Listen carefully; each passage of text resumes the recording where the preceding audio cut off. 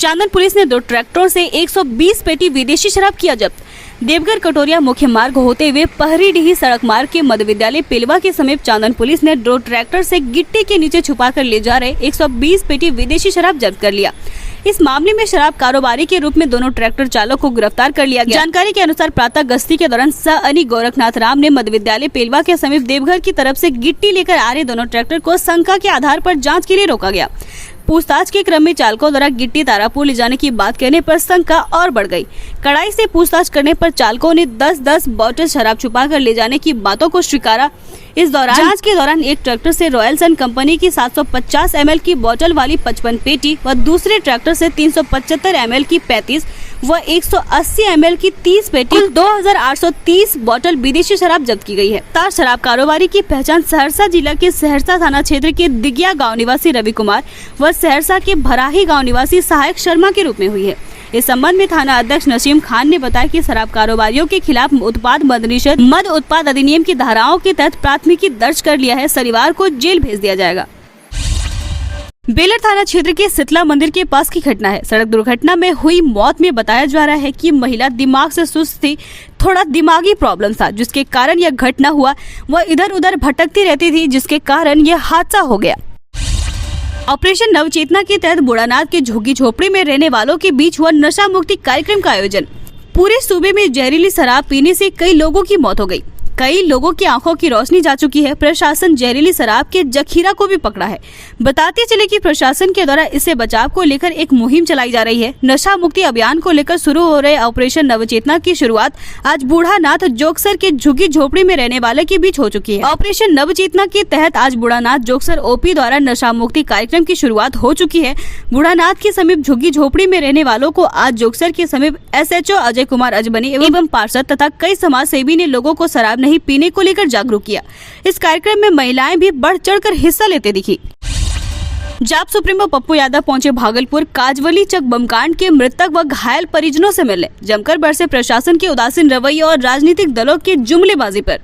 नीतीश जी, पहले नेता व पदाधिकारियों की लूटने की आदत में सुधार कीजिए, तभी कोई सुधार हो पाएगा। जाप सुप्रीमो पप्पू यादव। भागलपुर ततारपुर थाना क्षेत्र अंतर्गत काजवली चक में दिल दहला देने वाला बम कांड का आज 21वां दिन है। आज जाप सुप्रीमो पप्पू यादव इस बम कांड के मृतक व घायल परिजनों से मिलने पहुंचे। उन्होंने कहा कि नेताओं को पदाधिकारियों की दलाली से फुर्सत मिलेगी तब तो जनता के बारे में सोचेंगे। पप्पू यादव ने कहा कि सभी राजनीतिक दलों के नेता दलाल हो गए हैं, सिर्फ दलाली करते हैं माफिया और नेताओं की, चाहे वह जमीन माफिया हो, बालू माफिया हो, नदी माफिया हो या शराब माफिया हो। कई लोग अब तय करते हैं कि कौन सत्ता में रहेगा। उन्होंने कई राजनीतिक दलों पर तंज कसते हुए कहा कि यहाँ बमकांड के पीड़ित परिवार से मिलने कई राजनीतिक दल के नेता आए, कई प्रशासनिक आश्वासन मिला, लेकिन धरातल पर कुछ भी नहीं है। आखिर इसके दोषी कौन है? वहीं दूसरी और परिवार से मिलने के बाद उन्होंने कहा कि जब तक इन पीड़ित परिवारों को मुआवजा नहीं मिल जाता तब तक हम चैन से नहीं बैठेंगे। मेरी जितनी हैसियत होगी हम इन लाचार बेघर की मदद करेंगे। बच्चे की पढ़ाई व शादी नहीं रुकेगी, यह जिम्मेदारी मेरी है। वहीं मीडिया से बात करते हुए उन्होंने कहा कि भागलपुर में बाईपास के बाहर सरकार 100 एकड़ जमीन ले और भागलपुर की जितनी फैक्ट्री है उनको औद्योगिक नगरी बनाकर शहर को प्रदूषण मुक्त करे। उन्होंने बिहार के मुख्यमंत्री नीतीश कुमार पर भी जमकर निशाना साधा। उन्होंने कहा कि नीतीश जी, पहले नेता व पदाधिकारी को पैसे लेन देन की आदत में सुधार खत्म कीजिए, तभी कोई सुधार हो पाएगा। बमकांड को लेकर उन्होंने कहा कि शहर के बीचों बीच पटाखा निर्माण की फैक्ट्री आखिर किसके आदेश से चल रही है? प्रदूषण विभाग ने पैसा लिया था या जिसने लाइसेंस दी उसने कितना पैसा लिया? इस मौत के जिम्मेदार कौन है? CNM केमिस्ट्री ट्यूशन पॉइंट में हुआ टॉपर्स का सम्मान समारोह। बीते दिन बिहार इंटरमीडिएट परीक्षा का परिणाम घोषित हुआ और हर वर्ष की भांति इस साल भी भागलपुर का प्रतिष्ठित संस्थान CNM केमिस्ट्री ट्यूशन पॉइंट के द्वारा इस साल इंटर साइंस संकाय में बिहार बोर्ड का टॉपर दिया गया। इस संस्थान की खासियत यह रही है कि पिछले कई वर्षों से बिहार बोर्ड में टॉपर्स देकर भागलपुर जिला को एजुकेशन हब बनाने में महत्वपूर्ण भूमिका निभाते आ रहे हैं। इस बार पवन कुमार बिहार बोर्ड का छठा टॉपर बना जो CNM संस्थान में ही पढ़ा है और साथ ही 2 अन्य टॉपर भी शिव दयाल कुमार और सूर्यांशु कुमार रहे। इन तीनों टॉपर्स को संस्थान के निदेशक सुधाकर मिश्रा द्वारा 51,000 रुपए की प्रोत्साहन राशि दी गई। इसके अलावा अन्य 150 से अधिक रैंकर छात्रों को मेडल देकर सम्मानित किया गया। बच्चों के अभिभावक को भी अंगवस्त्र देकर सम्मानित किया गया। टॉपर पवन कुमार ने बताया कि सफलता में CNM सर का बहुत महत्वपूर्ण सहयोग रहा। ऑनलाइन क्लास के जरिए संस्थान ने लगातार पुरजोर मदद की और मैं भविष्य में एक सफल शिक्षक बनना चाहता हूँ। सफलता का श्रेय मैं अपने माता पिता और गुरु को ही देना चाहूँगा। चलिए आपको सुनाते हैं कि निर्देशक सुधाकर मिश्रा और टॉपर बच्चों ने क्या कुछ कहा। में ऑफलाइन क्लासेस लेता था, लेकिन लॉकडाउन के बाद फिर आने जाने में बहुत कठिनाई सी महसूस होती थी, तो इसीलिए लाइव ऐप से ही पढ़ाई करते थे। किस तरह की पढ़ाई करवाई जाती थी आप में थोड़ा कमी कर देते हैं। तो खैर फिर बात करते हैं। अभी सबसे पहले सिंधियाल जी को हम 51,000 के चेक से हमारे मुख्य अतिथि राकेश सर और हमारे द्वारा संयुक्त रूप से पहले इसको पुरस्कार दिया जाएगा। नाथनगर स्थित सीटीएस चर्च मैदान में डीपीएस क्रिकेट टूर्नामेंट सीजन 2 का हुआ फाइनल। राइजिंग स्टार ने मारी बाजी। नाथनगर सीटीएस चर्च मैदान में आज बीपीएस क्रिकेट टूर्नामेंट सीजन 2 का फाइनल मैच खेला गया। फाइनल मैच का मुकाबला राइजिंग स्टार भागलपुर और रुद्रा राइडर रानगांव के बीच खेला गया, जिसमें राइजिंग स्टार भागलपुर ने 2 विकेट से जीत हासिल की और बीपीएस क्रिकेट टूर्नामेंट के विजेता बने। आपको बता दें कि टॉस जीतकर रुद्रा 11 की टीम ने पहले बैटिंग करने का निर्णय लिया। टीम ने प्रथम बल्लेबाजी करते हुए 11 ओवर में 8 विकेट के नुकसान पर 173 रन बनाए। लक्ष्य का पीछा करते हुए राइजिंग स्टार भागलपुर की टीम ने 17 ओवर 1 बॉल पर 7 विकेट के नुकसान पर 175 रन बनाकर ट्रॉफी पर कब्जा कर लिया। अंपायर की भूमिका कुंदन और सेवक सिंह ने निभाई। स्कोरर के रूप में बादशाह और रामानंद थे। कमेंटेटर पीएम शेखर ने खेल को विशेष पहचान दिलाई। मौके पर आयोजनकर्ता समाजसेवी विजय कुमार यादव, अन्य गणमान्य लोगों ने दोनों ही टीमों को बधाई और शुभकामनाएं दी एवं विजेता टीम और रनर अप टीम को कप सहित पुरस्कार देकर टीम को सम्मानित किया। मौके पर आयोजनकर्ता समाजसेवी विजय कुमार यादव, अन्य गणमान्य लोगों ने दोनों ही टीमों को बधाई और शुभकामनाएं दी एवं विजेता टीम और रनर अप टीम को कप सहित पुरस्कार राशि देकर टीम को सम्मानित किया। वहीं सीटीएस प्रिंसिपल मिथिलेश कुमार ने विजय यादव को इस भव्य आयोजन के लिए धन्यवाद दिया, साथ ही युवाओं का मनोबल बढ़ाया। मुख्य अतिथि के रूप में डॉक्टर एनके यादव, सीटीएस में मिथिलेश कुमार, सीडीआई अमित कुमार, इंस्पेक्टर प्रवीण कुमार झा, जिया गोस्वामी, जिया उर रहमान, भवेश यादव, देवाशीष बनर्जी, जवाहिर अंसारी, अमरकांत मंडल, अशोक राय समेत कई गणमान्य लोग मौजूद थे। आपको बता दो कि यह टूर्नामेंट भवेश, प्रवीण और सोमेश के स्मृति में आयोजन किया गया। आर्थिक तंगी से जूझ रहा 25 वर्षीय युवक ने साड़ी के फंदे से लटक कर ली अपनी जीवन लीला समाप्त। भागलपुर मोजाहिदपुर थाना अंतर्गत जरलाही चौक के समीप 25 वर्षीय युवक दीपक कुमार ने साड़ी के फंदे से लटक कर अपनी जीवन लीला समाप्त कर ली। मृतक दीपक कुमार कल्लू तांती का पुत्र था। मृतक के परिजनों ने बताया कि वह बाहर रहकर कमाई करता था और पिछले लॉकडाउन में वह घर आया था। यहाँ पर वह किसी से कर्ज लिया था, जिसके कारण वह तनाव में रह रहा था और आज सुबह जब हम लोग घर पर नहीं थे तो उसने घर के कमरे में साड़ी के फंदे से लटक कर अपनी जीवन लीला समाप्त कर ली। परिजनों का कहना हुआ आर्थिक तंगी के चलते शायद दीपक ने यह कदम उठाया। परिजनों का रो रो कर बुरा हाल है। भागलपुर राष्ट्रीय सफाई मजदूर संघ बिहार प्रदेश भागलपुर के सफाई कर्मियों द्वारा नगर आयुक्त के खिलाफ आज 12 सूत्रीय मांगों को लेकर नगर निगम परिसर में 1 दिवसीय विरोध प्रदर्शन किया। वहीं मीडिया से बात करते हुए बिहार प्रदेश अध्यक्ष राजीव रंजन ने कहा कि राष्ट्रीय सफाई मजदूर संघ निबंधन एवं निगम प्रशासन के बीच 12 सूत्रीय मांगों को लेकर आपसी समझौता हुआ था। आज 45 दिन बीतने वाला है, लेकिन यह आश्वासन ही रह गया। धरातल पर अभी तक कुछ भी नहीं उतर पाया है। इसको लेकर हम लोग पुनः आज 1 दिवसीय प्रदर्शन कर रहे हैं। अगर हमारी मांगे पूरी नहीं हुई तो जिलाधिकारी प्रमंडल आयुक्त को लिखित आवेदन दिया जाएगा। फिर भी हमारी मांगे अगर पूरी नहीं होती है तो अनिश्चितकालीन हड़ताल पर हम सभी सफाई कर्मी चले जाएंगे। फिर भी हमारी मांगे अगर पूरी नहीं होती है तो अनिश्चितकालीन हड़ताल पर हम सभी सफाई कर्मी चले जाएंगे। इस धरना प्रदर्शन में प्रदेश अध्यक्ष राजीव रंजन के अलावे प्रदेश सचिव गणपत कुमार राम, जिला अध्यक्ष राजेश हरि, जिला उपाध्यक्ष जीतन हरि, जिला सचिव राजकमल जायसवाल, जिला उप सचिव राजेश कुमार हरि, जिला कोषाध्यक्ष निरंजन हरि के अलावे सैकड़ों सफाई कर्मी मौजूद थे। यहाँ तो बड़की घोटाला है। हम लोग भी जाते हैं बोलने के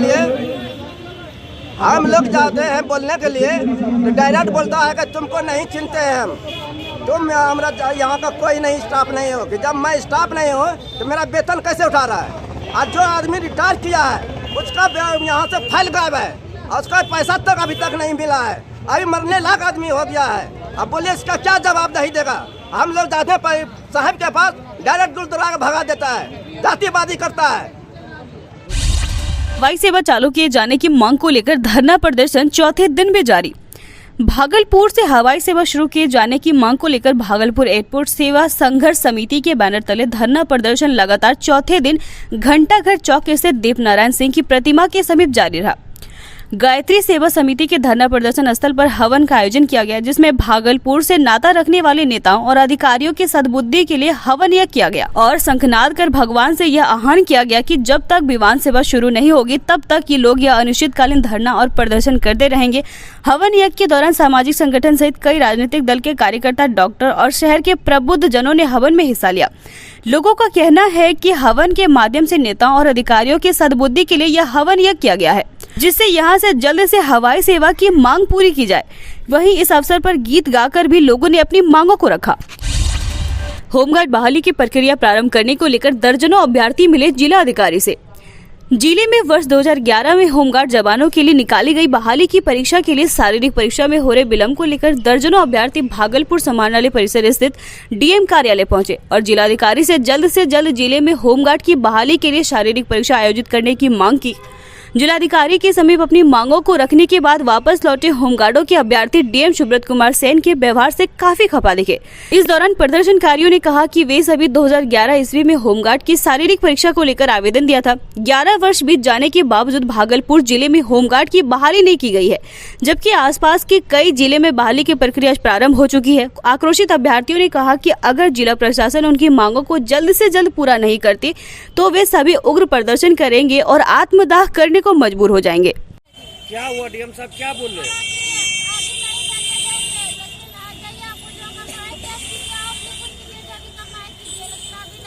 आप ही लोग के लिए हम बैठे हैं यहाँ होमगार्ड बहाली के डेट लेने के लिए। एक सेकंड रुकिएगा। अब क्या चीज के लिए आए थे? कहो होमगार्ड बहाली के लिए आए थे डीएम साहब से मिलने के लिए, डेट लेने के लिए। डीएम साहब बोले कि तुम ही लोग के लिए, होमगार्ड के लिए। जमीन के लिए पिता को गोलियों से किया छल्ली। दमदाहा अनुमंडल के विशनपुर पंचायत के कवैया गांव में 4 कट्ठा जमीन के लिए पुत्र ने अन्य सहयोगियों के साथ मिलकर गुरुवार दोपहर को पिता को गोलियों से छल्ली कर मार दिया। मृतक आनंदी मंडल कवैया गांव के ही रहने वाले थे। उन्हें अलग अलग स्थानों पर 6 गोलियां मारी गई थी। आरोपित पुत्र ने 8 दिन पूर्व भी पिता पर गोलियां चलाई थी। पुलिस मामले की पड़ताल कर रही है। मृतक की पत्नी ने बताया कि घटना के समय आनंदी मंडल बाइक से अपने घर भवानीपुर जाने के लिए निकले थे। कवैया गांव से कुछ ही दूरी पर एक बाइक सवार 2 लोगों ने रोककर उनके पति पर ताबड़तोड़ 6 गोलियां बरसा दी थी। उनका पुत्र रंजीत भी था। उन्होंने बताया कि उनके पास कुल 12 एकड़ जमीन है, जिसमें 4 कट्ठा जमीन अपनी बेटी को दी थी। इस बात को लेकर रंजीत अक्सर अपने पिता से मारपीट करता था। जमीन विवाद में 8 दिन पूर्व भी रंजीत ने अपने पिता पर गोली चलाई थी। गुरुवार को भी घटना से पूर्व रंजीत अपनी बहन को फोन कर कहा कि पिताजी ने तुमको जो जमीन दी है अब तुम उसे बचा लो। सावित्री देवी के वर्द बयान पर मृतक के बेटे रंजीत समेत अन्य के खिलाफ पुलिस ने रिपोर्ट दर्ज करते हुए आरोपियों की गिरफ्तारी के लिए छापेमारी शुरू कर दी है। इधर घटना की सूचना मिलते ही दमदाहा पुलिस ने मौके पर पहुंचकर शव को पोस्टमार्टम के लिए राजकीय मेडिकल कॉलेज पूर्णिया भेज दिया है। जहरीली शराब पीने से एक और युवक की आंख की गई रोशनी। बेहतर उपचार के लिए मायागंज अस्पताल से कोलकाता रेफर। शराबबंदी वाले बिहार में होली के ही दिन से जहरीली शराब ने लोगों की जमकर जान ले रही है। बाकायदा प्रशासन अपना बदनामी को छुपाने के लिए इसकी पुष्टि नहीं कर रही है।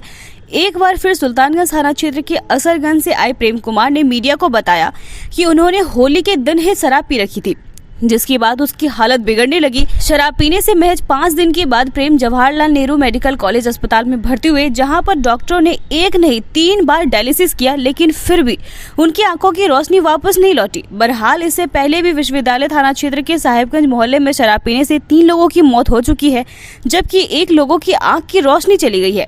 डॉक्टर ने उसे बेहतर उपचार के लिए कोलकाता रेफर कर दिया है। प्रेम ने होली के दिन ही शराब पी रखी थी। उसके दूसरे दिन बाद प्रेम को सही से दिखने नहीं लगे, जिसके बाद उन्होंने स्थानीय चिकित्सक से लेकर कुछ अपना भी अलग अलग उपाय लगाया, लेकिन फिर भी उनकी आंखों की रोशनी वापस नहीं आई। प्रेम कुमार हार्डवेयर का दुकान चलाते हैं। शराबबंदी वाले बिहार में जहरीली शराब ने हड़कंप मचा रखा है, तो दूसरी तरफ लोग शराब पीने से बाज भी नहीं आ रहे हैं। बहरहाल प्रशासन के लाख शक्ति के बावजूद लोग शराब की सेवन कर रहे हैं। जहरीली शराब की सेवन करने से कई लोगों ने अपनी जान गंवा दी है। बिहार के अलग अलग जिले में जहरीली शराब पीने से मौतें हो रही है, जिससे सरकारी कर्मी भी अछूत नहीं रहे। बीते 2 दिन पूर्व शराब पीने से बांका में ट्रेनिंग करे बिहार पुलिस के सिपाही चंदन कुमार की भी मौत हुई थी।